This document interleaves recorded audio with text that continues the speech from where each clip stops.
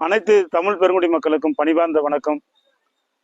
காரைக்கால் நகர காவல் நிலையத்தின் சார்பாகவும் காரைக்கால் திருநள்ளாறு காவல் நிலையத்தின் சார்பாகவும் காரைக்கால் விஜய அம்மா உதவும் கரங்கள் அறக்கட்டளையின் சார்பாகவும் மயிலாடுதுறை மயிலை கருணை கரங்கள் அறக்கட்டளையின் சார்பாகவும் இன்று 3 ஆதரவற்ற அனாதை உடல் நல்லடக்கம் செய்திருக்கிறோம்.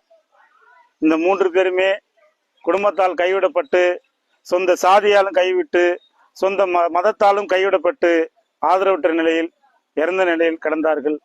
அவர் உடலை அந்தந்த காவல் நிலையத்தின் சார்பாக மீட்டு அரசு மருத்துவமனையில் வைத்திருந்தார்கள். அவர்கள் இறந்து எல்லாம் 1 மாசத்துக்கு மேலாயும் அவங்க குடும்பத்தார் யாரும் தேடி வராத காரணத்தினால் இந்த 3 தெய்வ உடலும் ஆதரவற்ற அனாதை உடலாக அறிவிக்கப்பட்டு இந்த 3 தெய்வ பிரசாதத்தையும் இன்னைக்கு நாங்கள் நல்லடக்கம் செய்திருக்கிறோம்.